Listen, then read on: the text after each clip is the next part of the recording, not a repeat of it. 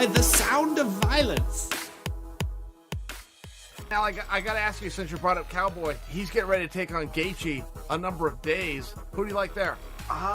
That's a good fight. I think, Cowboy is, you just really don't know. He fights so often, and sometimes it works for him, and sometimes I think it may not. When he fought Ferguson, he had to have still been pretty bad. I think it was 4 weeks maybe after he fought me.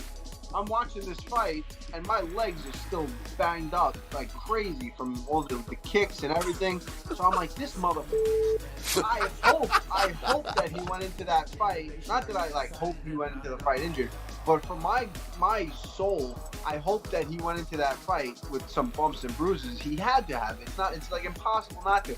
We were clashing shins. I had a bump on my shin for like a month. There's no way that he could have gotten that fight 100%.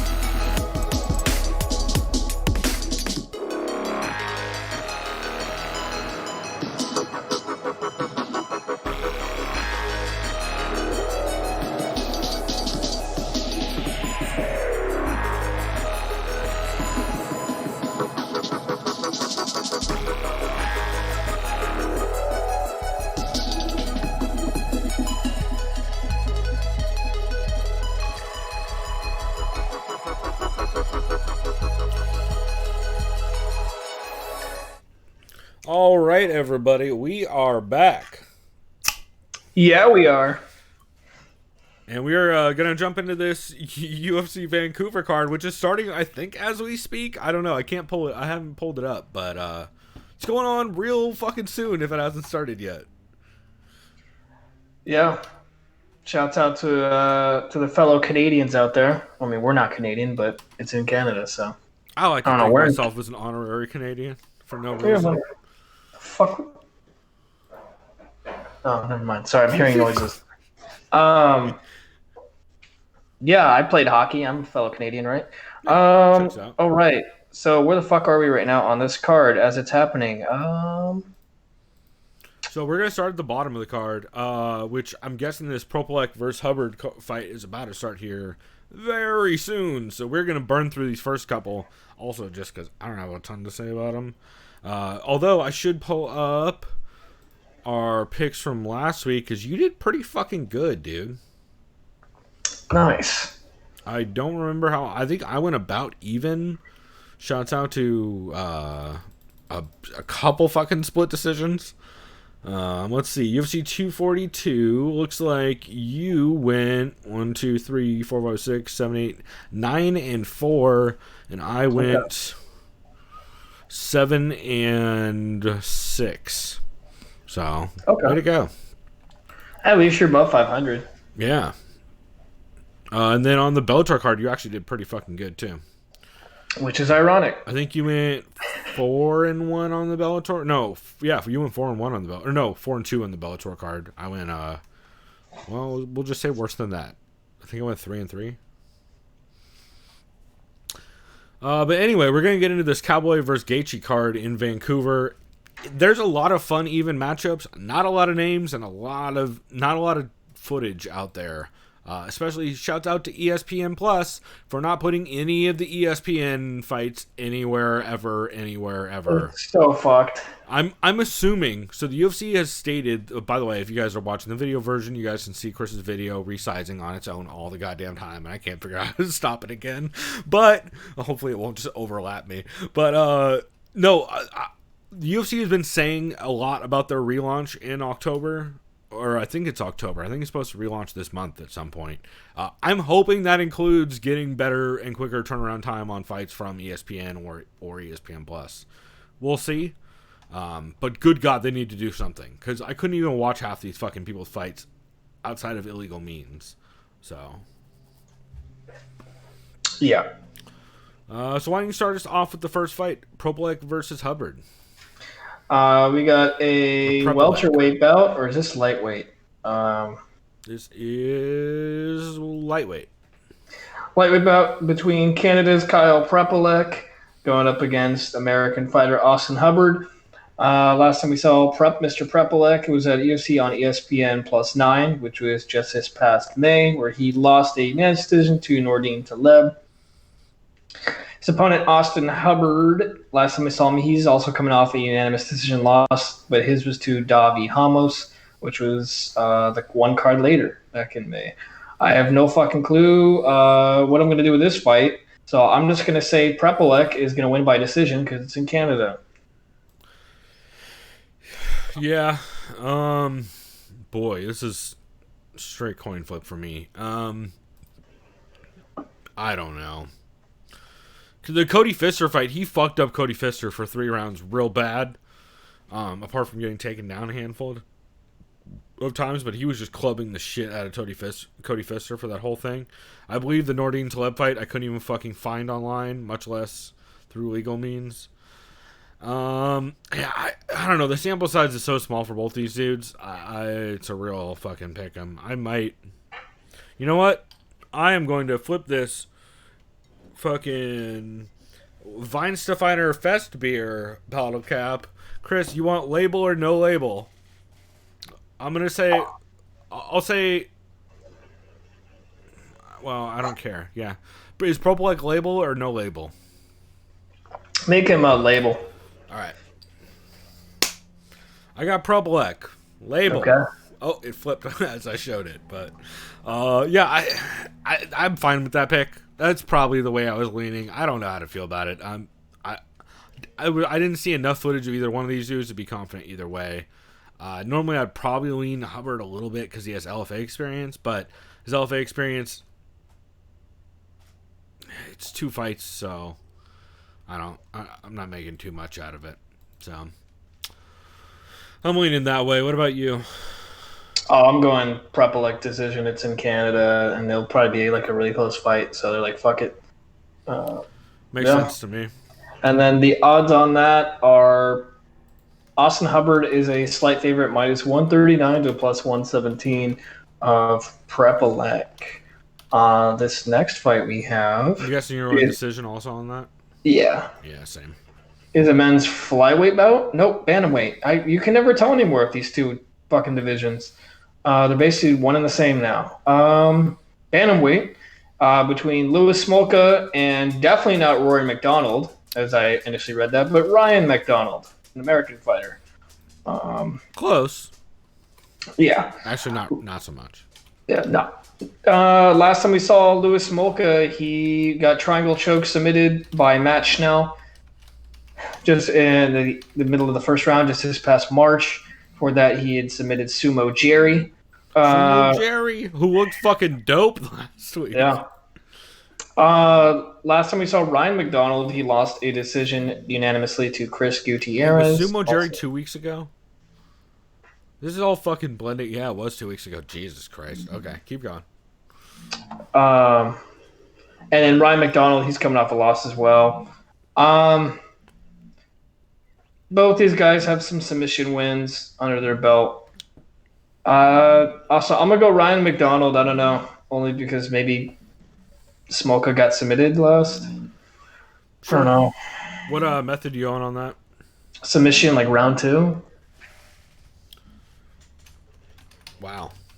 I know. I mean, it's zero confidence in that pick. Yeah, so I'm going Smolka sub first. Mostly just because Smolka got caught, but Smolka got caught by I forget who. What was the dude's name?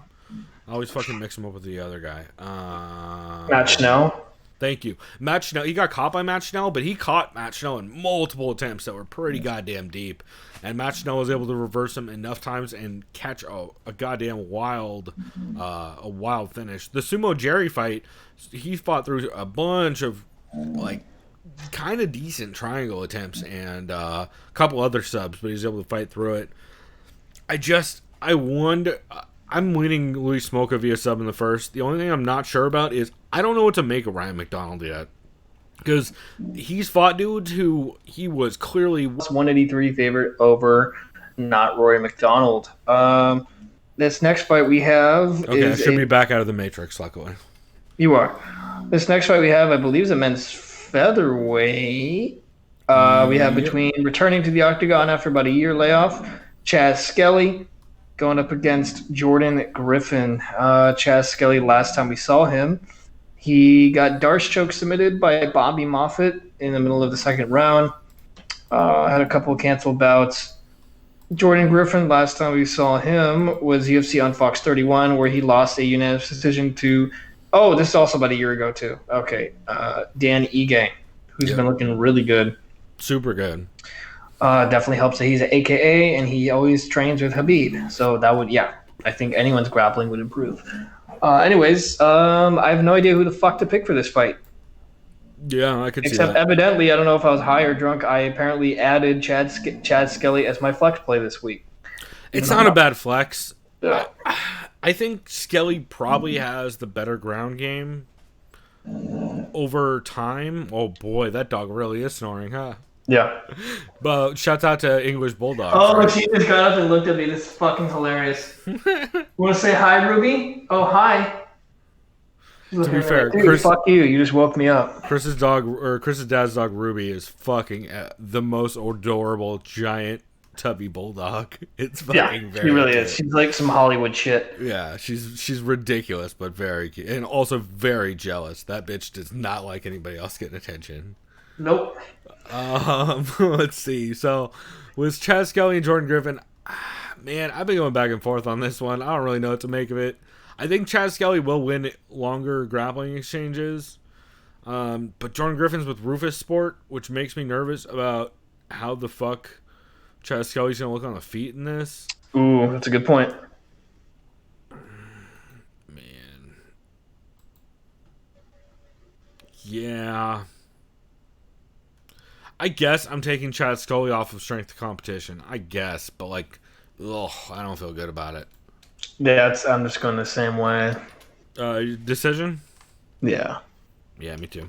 The odds in this one, Jordan Griffin is the slight favorite at minus 159 to a plus 137 of Chaz Kelly.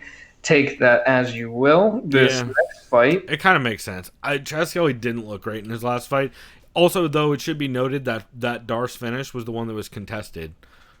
He immediately popped up and was yelling at the ref when the ref called it.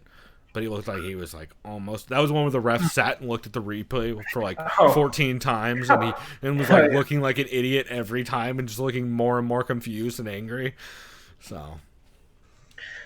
Well, that's unfortunate.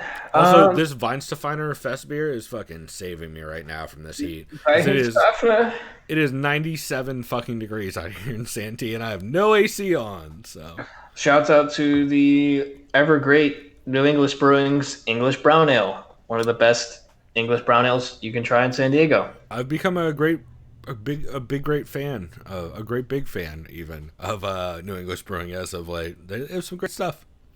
Yeah, they do. This next fight we have is between one of the hometown guys, Brad Superman Katona, the Canadian, who is fighting out of Straight Blast Gym, Ireland in Dublin. Well, Chris, here I am doing everything I can, holding on to what I have, thinking I'm Superman, but evidently it's not me. It's Brad Katona.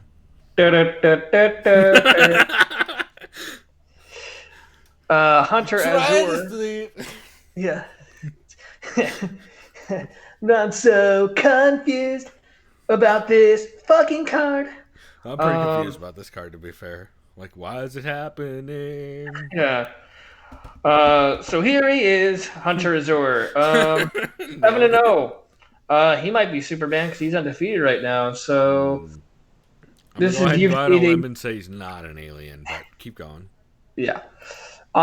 This is his UFC debut technically because he was on the Contender Series. 7-0. I like Brad Katona, and I'm totally disrespecting Hunter Azure because I've never seen him fight. So yeah, not disrespecting him because he has not fought on. He's fought on LFA, and he does have the one Contender Series fight, which you might have seen. I'm actually leaning Hunter. I think it's Hunter Azure actually. You're probably right. I'm pretty sure. I'm taking him because Brad Katona was on his back for the entire Merab Dvalishvili fight and never really worked to get back to his feet. He would like try to work to get a foot on the hip, but then he would immediately work to try and change the angle, and it looked like he was looking for either an arm bar or set up a triangle, or at least some kind of grappling exchange off that, rather than just pushing off on the hips and trying to get back to his feet or trying to make it back to the fence. And he spent that entire fucking fight on his back. Hunter Azure has basically been putting people on their back. So that's why I'm leaning Azure via decision on this one. I am just going to stick to the hometown guns. I'm going to go with Katona via decision, even I'll probably be way wrong. I don't think it's a bad pick. I'll give you the odds, and then I just realized my phone's going to die, which would be bad, because then I can't look at Topology. Someone grab my charger, which is to the left of me. But real quick, the odds for those who care. Brad Katona is a minus 122 to a plus 102 favorite over Hunter Azure. Wow, that line's closed up a little bit because I think Katona was a bigger favorite earlier. So but you go grab a charger, and I'm going to talk about this fight that no one should know anything about, or I don't know enough about these dudes. This is another one of the fights where not a lot of fucking tape study I could do on this one. I think my notes literally just have a question mark on this fight. The Mitch Gagnon fight. Would have loved to watch that. That's not online anywhere. Can't find that. Not unless I want to actually download the prelims for the UFC on ESPN Plus 9 card, dig through that prelim file, and find the fight. That's the only way to find it. And I did not care enough to watch that Mitch Gagnon fight. I do know that Cole Smith got dropped bad by Mitch Gagnon in the third, but that's all I know because that's all that's available on ESPN because they are terrible with their fucking footage. Chapo, Miles Johns, 9-0, fighting out of Fortis MMA, win over Richie Santiago in a run in LFA that looks pretty goddamn significant. Although some of his competition is... Well, actually, you know what? I saw the... No, his competition is actually very solid. I'm 100% taking Miles Johns. He's Fortis MMA and coming through LFA. 100% I'm leaning that way. I'm just going to agree with you. I'm probably going to take him... Yeah, I'm taking him via decision because that seems to be the majority of the fights he's won, although I would not be surprised if he started just blistering dude on the feet over time. Knowing that camp and knowing their ability to sharpen dudes up at like distance boxing with straights. They are so fucking good at getting people to just like people are sleeping on Safe Saud so goddamn bad. So bad. That was why I had not Antonio Carlos Jr.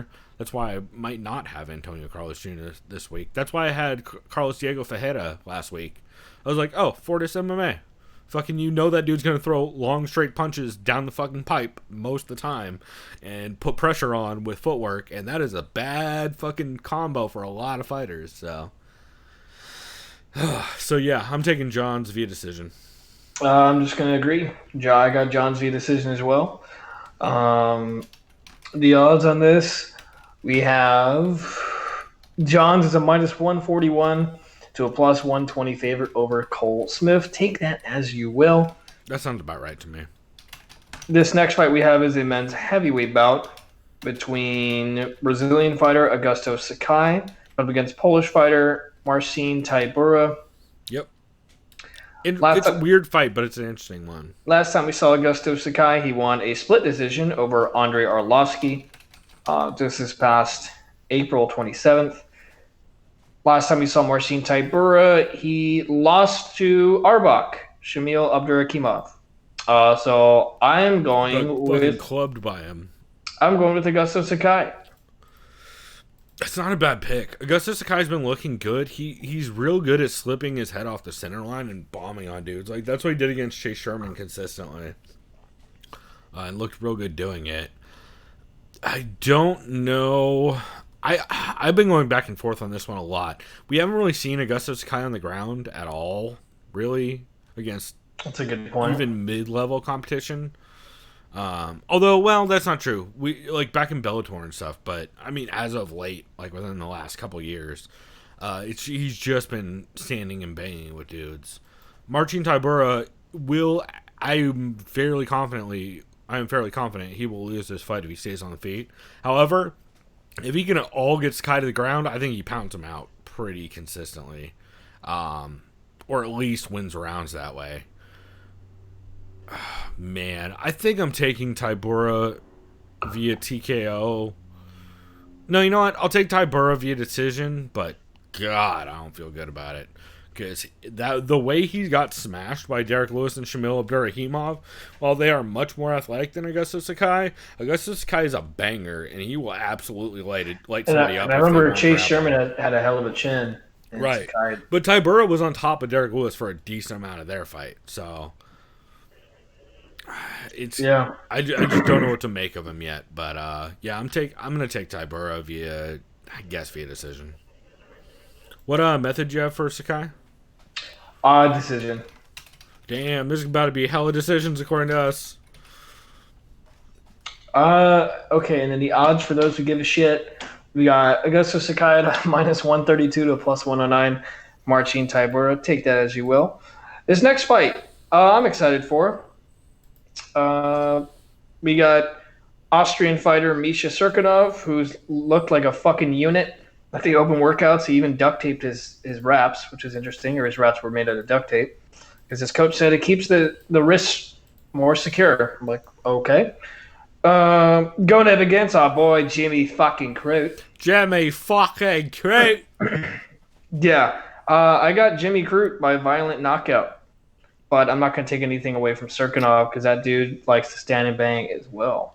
I also have Jimmy Crute by fucking knockout in the first. Yeah. What round do you have? First, for sure. So here's the thing.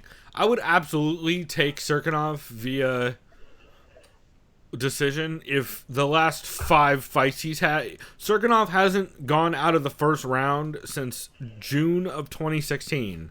I can't pick you if you're not going out. Like, he could absolutely club Jimmy Crute. I just don't think he will. And unless he immediately gets on top and subs Jimmy Crute, I think he's fucked. Because I don't think he's going to be able to hang in a long, extended fight against Jimmy Crute. I think Jimmy Crute's, number one, has better cardio, and number two, is just going to be able to hang longer and has more areas where he is viable. So, while Serkinov definitely has a better ground game, Jimmy Crute's not bad on the ground. I believe he's a brown belt, and he is very solid on the feet. So, I'm going to take Crute KO in the first. I have the same exact method victory as well. The odds are interesting. It is even at -111. Yeah, I kind of expected that because Serkinov, on paper, Serkinov is way more experienced and absolutely. If I was confident Serkinov would just work for a takedown, get on top, and try and get a head and arm or pound him out within the first 3 or 4 minutes, I would absolutely take Serkinov. I have zero faith that that's how that's going to go. Yeah, 100%. This next fight we have is between Antonio Carlos Jr., or as a lot of us know him, Shoeface. Hardest fight on the card to pick. Yeah, I already made up my mind. Shoeface and Uriah Hall is... If Uriah Hall had not gone to Fortis MMA, this would be a very simple pick for me. The second I heard he went to Fortis, I was like, oh shit, this is very difficult to pick. Oh, I'm going with Uriah Hall just because, his potential, I feel like, still hasn't been he's 35, so I guess he's kind of, I don't know, is he really past his prime? What is his prime? Because he started late too. Yeah, so it's not super late, but later than a lot. In an interview just I think a week ago, he said, "Oh, I want to be an alternate in case Whitaker can't make it," which sounds ridiculous because he's not. I don't even know if Hall's ranked at middleweight. But the thing with Hall is that statement. Oh boy, somebody call Eugene S. Robinson. Cue the fog machine. That shit is so misty. But my point is, it's whatever. He could say what the fuck he wants. When did he say that? I'm now questioning my pick of Uriah Hall. I swear to God, he said that. When did he say it? Let me look it up. Anyways, my point is, was it during this camp? Hold on a second. Based on what we see Uriah Hall can do, he would probably be competitive for a little bit with Adesanya. Not even kidding. I would fill time, but I'm in the Matrix. No, you're good. I can hear you. Yeah, man, if he said that within the last 3 months, I'm picking Shoeface. I'm telling you right now. Like, it's not even, I can't. If he said that, but I get the sentiment behind it, but like, bro, that does not give me the kind of confidence I was hoping to have with him. Yeah, okay. MMA Mania, where does this article I saw? Uriah Hall predicts Robert Whittaker injury, wants Dragon Ball Z versus Naruto fight against Israel Adesanya. Okay, I'm back in. Yeah. If that's how he pitched it, I'm back in. Yeah. Okay, what's it say? What did he say? I'll watch fucking... Never mind. Yeah, he said this. We know Robert's going to get hurt. I'll be on deck. I'll be like, hey, man, let's crack. Whittaker someone fucked up. Whoever this person's editor is, it says Whittaker told MMA Junkie. I'm sure Robert said, I'm going to get hurt. Let's fight. Yeah. It's not even to say, screw you, man. I think Israel's definitely one of the best. I'm just excited because I feel like it's an anime thing going on between us. I'm Dragon Ball Z. He's Naruto. We've got to have that classic matchup. We understand each other's style, and I just want to test myself against the best. I thought with that. I'll watch some Piccolo. I mean, not bad. And like my point, the reason why I brought it up is Hall could probably stand with. No doubt he could stand without Adesanya for a little bit. I don't think that much. It's Piccolo, right? That I'm thinking of. That is clearly Uriah Hall. Yeah. Yeah, like 100%, right? He's just gonna make the sacrifice. Yeah, where's Gohan that needs saving, right? Kid Gohan or some shit. Fucking Kid Gohan. Those fucking early Dragon Balls are so ridiculous. Oh, he's like, Daddy! The actual Dragon Balls are fucking even more ridiculous. Anyway, so you got Uriah? Yeah, fuck it, why not? What method? I'm gonna go with like knockout, dude. Round 2. KO second. I'm so torn on this fucking fight because I've been a big, as you guys have know on the show if you've been following us for a while. I picked Shoeface in like his last 10 fights probably. I've been on a big Shoeface kick lately, but his fight against Ian Heinisch I was super surprised about, and I just don't know what to make of Uriah Hall, mostly because he just recently changed camps. I believe it was within the last 6 months. And I think it's going to be a great move for him. I think absolutely Saif Saud is going to 100% change his game and get him to work behind the jab and pressure with footwork, which will absolutely fucking revolutionize that dude's game. Especially just using the jab. He was looking great in the Paulo Costa fight as long as he was using the jab, but as soon as he stopped doing it and started getting crowded, he just completely shut down. And Saif is very good at teaching guys how to use cage management and how to cut the ring and how to like use a jab, like how to work behind a jab and a long two to the body to just open shit up. I mean, you can look at most of their fighters that are consistently great strikers, or even a great example is Carlos Diego Ferreira last week. Absolutely just worked behind a jab and a 2 and fucking and a 2-3 and tore dude apart over time. Especially since their conditioning at that camp is absolutely incredible as well. Even people like Macy Chasson, who's cutting a ton of weight, is still absolutely dominant when it comes to cardio compared to a lot of her competition. So. Oh, man. Okay, you know what? Oh, god damn it. I keep almost committing to one side or the other, and I can't. Oh, god. Am I taking Uriah Hall in this? I don't feel good about taking Uriah Hall. I can tell you the odds if I want to sway a decision. Oh, I'm sure he's an underdog by like 2-1. Pretty much. He should be. Based on... stylistically... If he, like I said, if he had not made the move to Fortis, I would 1,000% take Antonio Carlos Jr. via sub in the second. I think I'm going to take Uriah Hall via... Here's my problem. I think Uriah Hall has a... No. Oh, God. I guess I'm taking Uriah Hall via decision. I don't feel good about it.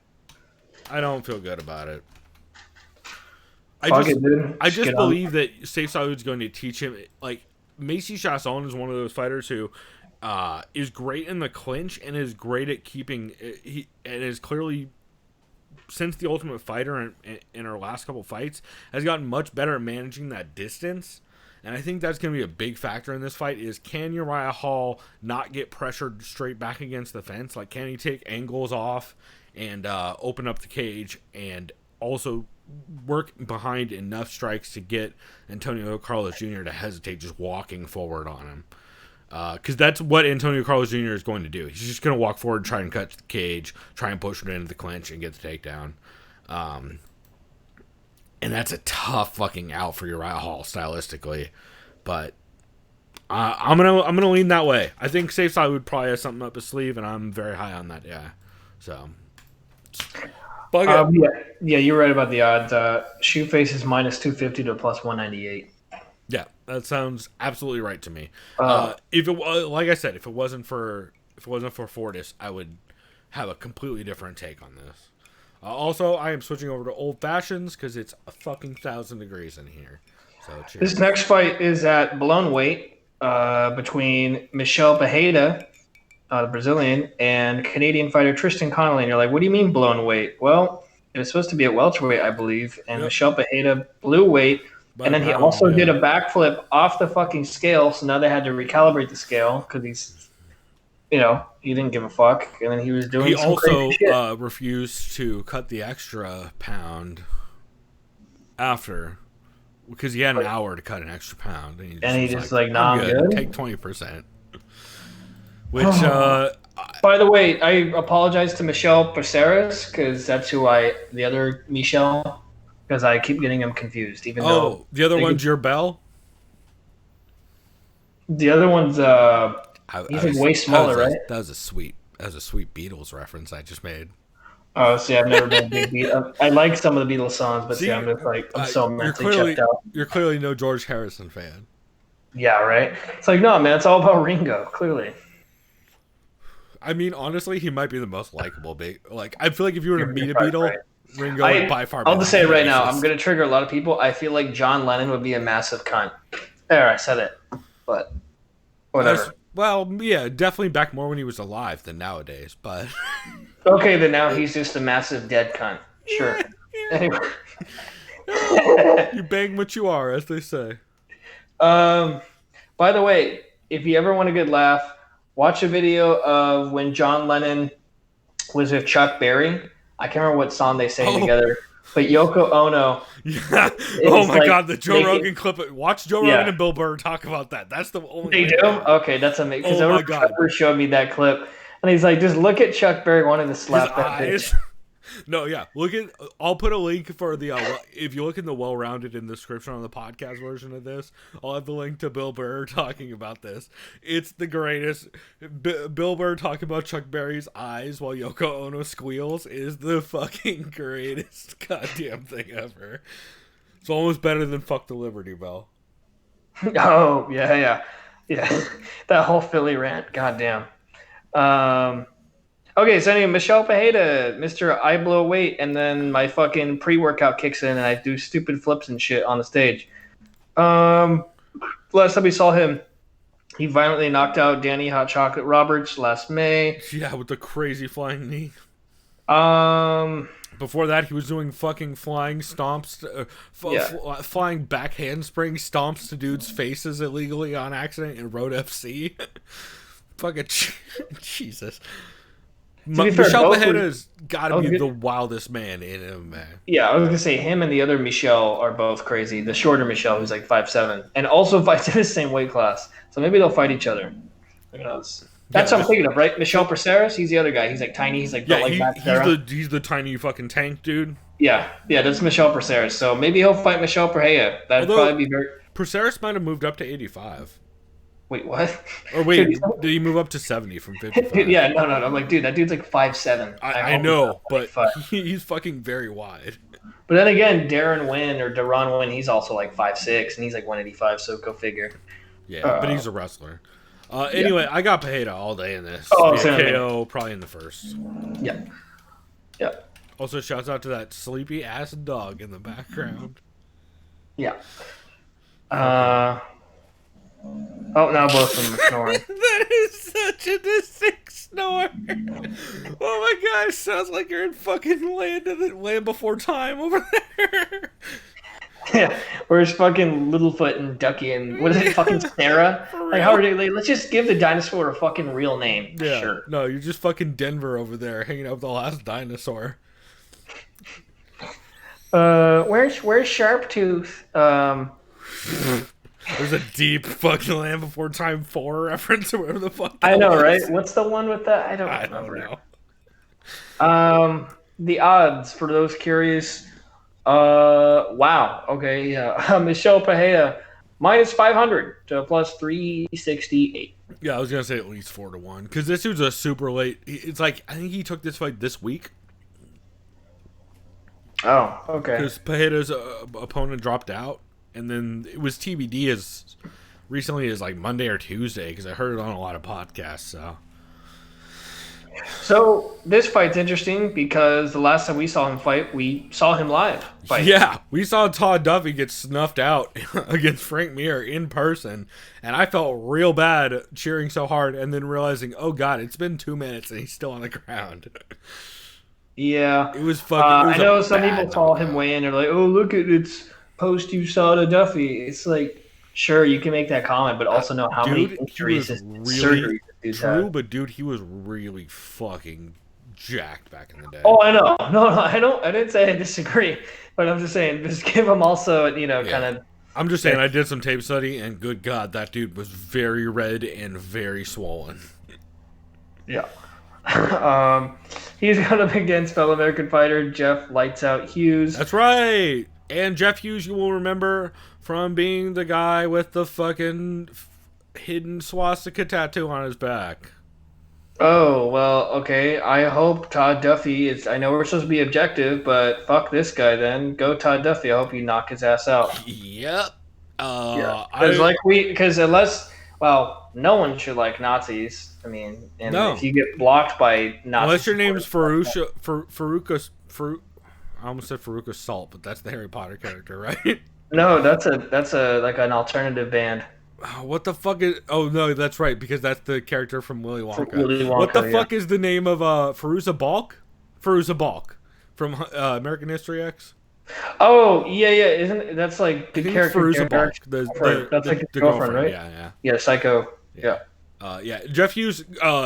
I don't care if you tell me it's not a swastika tattoo, because technically in the center, so there's lines coming out at angles on the outside that look like it's a Nazi or it's a swastika, but then the center of it is kind of like blurry and weird.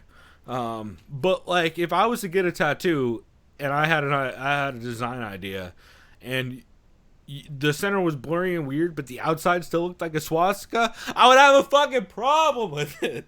So if you don't, I'm gonna go ahead and say you're too white to be wearing that kind of tattoo, dog. Yeah. So I'm going Duffy KO first because I don't root for Nazis. Nope. And it's kind of fucking insane to me that no one is talking about it and that the UFC is kind of just not mentioning it ever. Like, they normally have a pretty strict no swastika tattoo policy that is widely adhered to. Can you name a fighter with a swastika tattoo in the UFC? That had it before they got there. Not after. Yeah. I'm just saying. Everybody take a look at Jeff Hughes' back during this fight and let me know if it's... Maybe I'm wrong. Maybe it's the right direction and it's actually some type of Buddhist shit. That's possible. Well, to be fair, the original swastika, of course, since Hitler stole... yeah. Well, no, the actual one...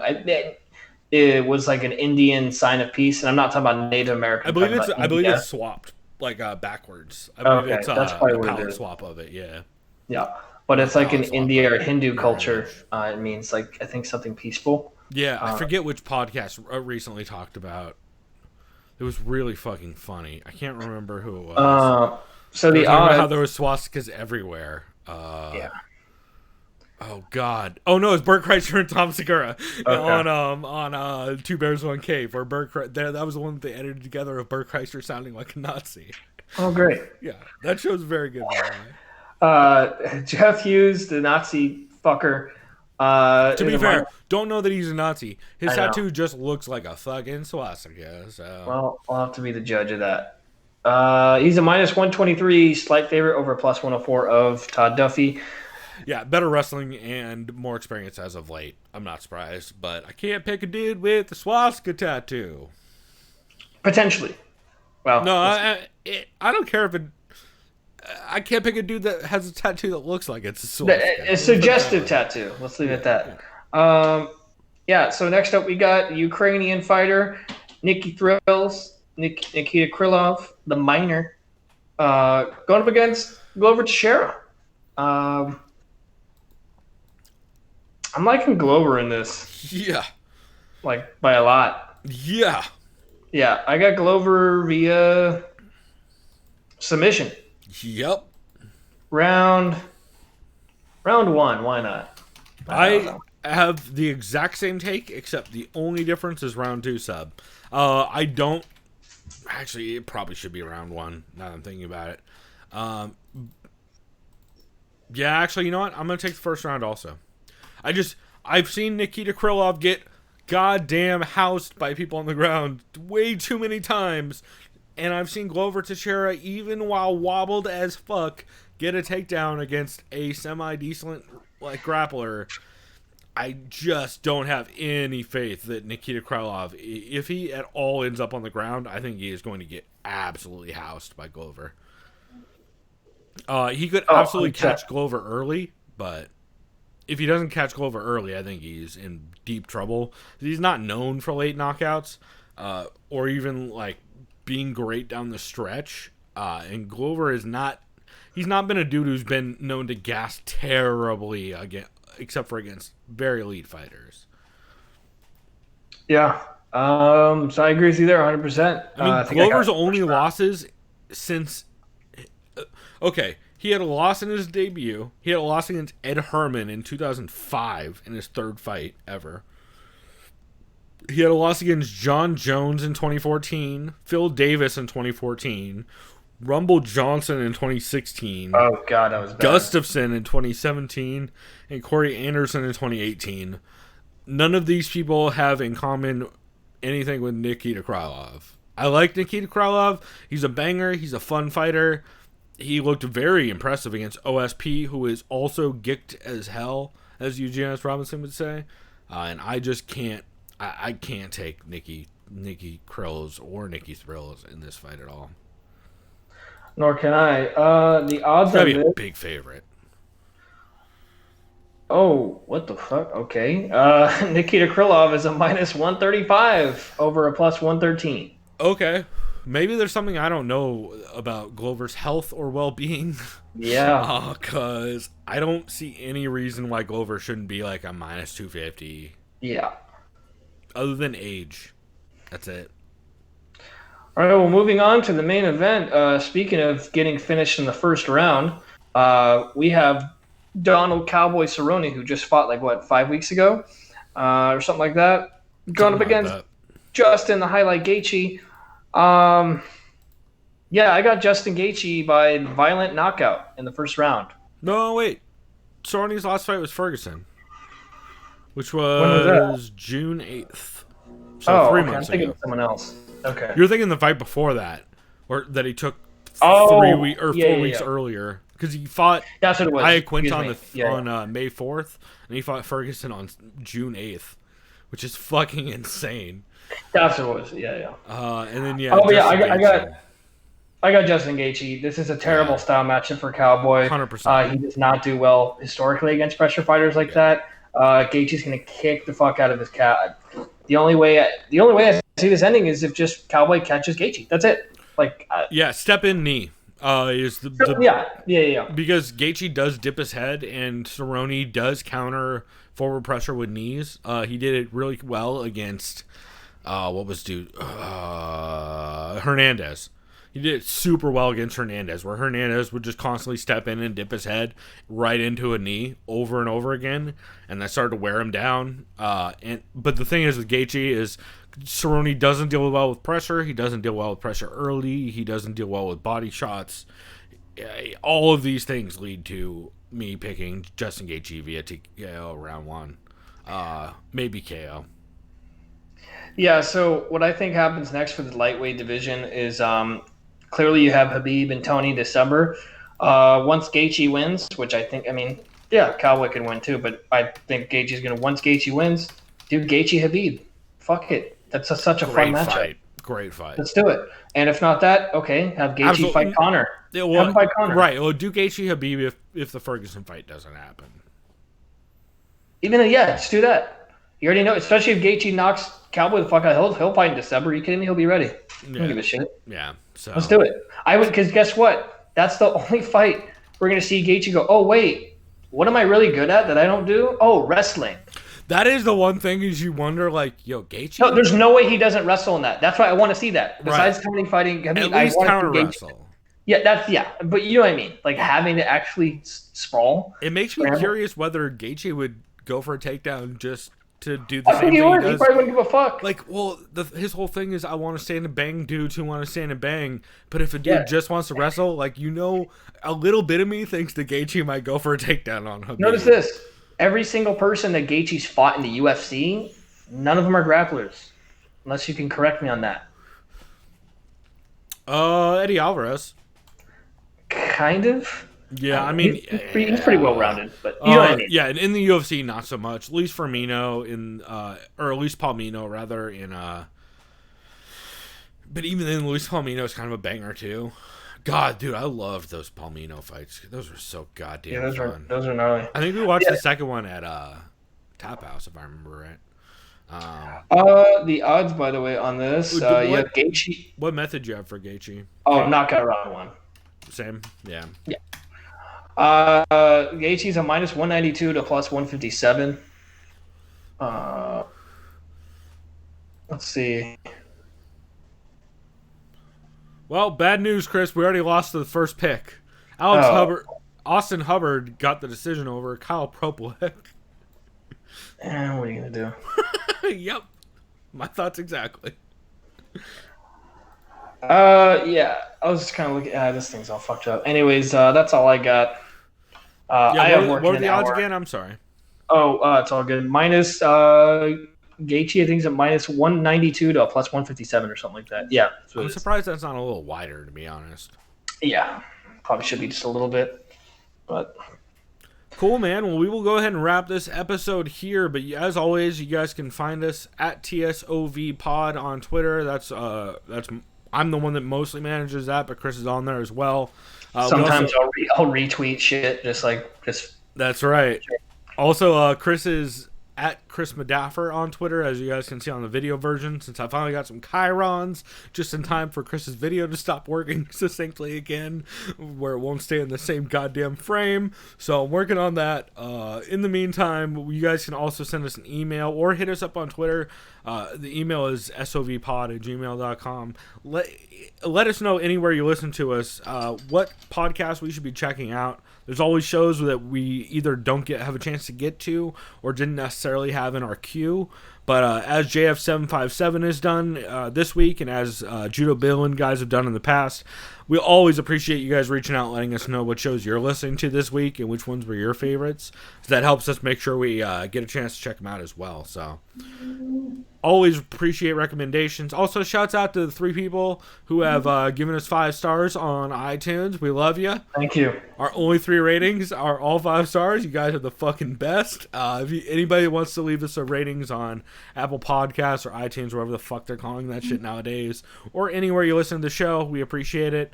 And much love to y'all. Also, if you subscribe or and hit the alert button on YouTube, it'll let you know when we go live, since our schedule is all over the place as of late. But we're going to go catch up on this card that we've been talking about, which is already happening. So in the meantime, stay cool out there. If you guys are in any of these hot desert climates like we are, I believe right now. Here, let me go to weather.com.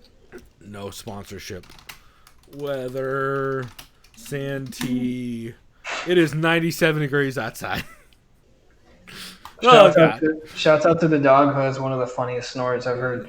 Anyways, by the way, this is for boxing fans. This is upsetting news. Floyd Mayweather will evidently fight Manny Pacquiao in an exhibition bout in Tokyo, Japan. Date and time to be announced soon. So it's like an unofficial sequel. I'm not mad at it. I mean, it's interesting. I don't care at all about what Floyd or Pacquiao are doing at this point, so that's fine. It would be great if Pacquiao knocks him out, which he won't, and it still doesn't count as a win.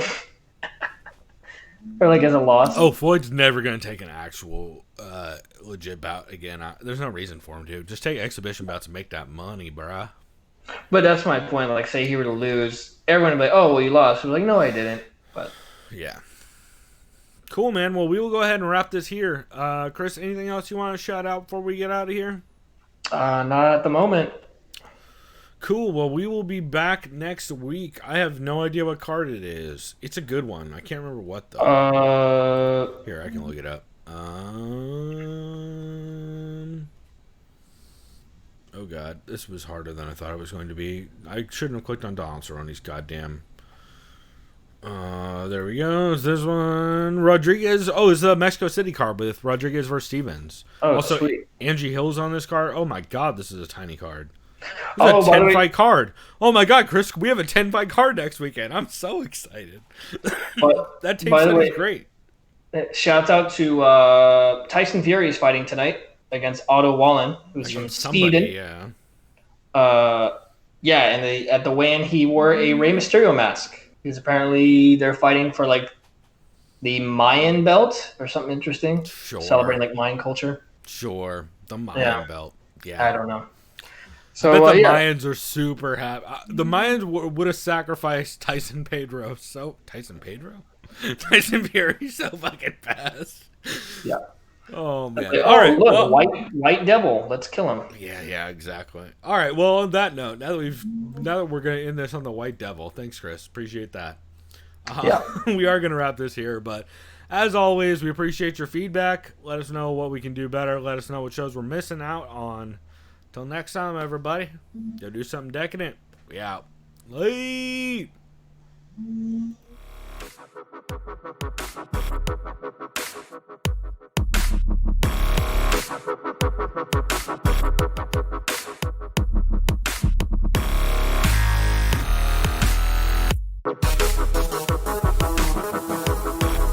Liked by the sound of violence.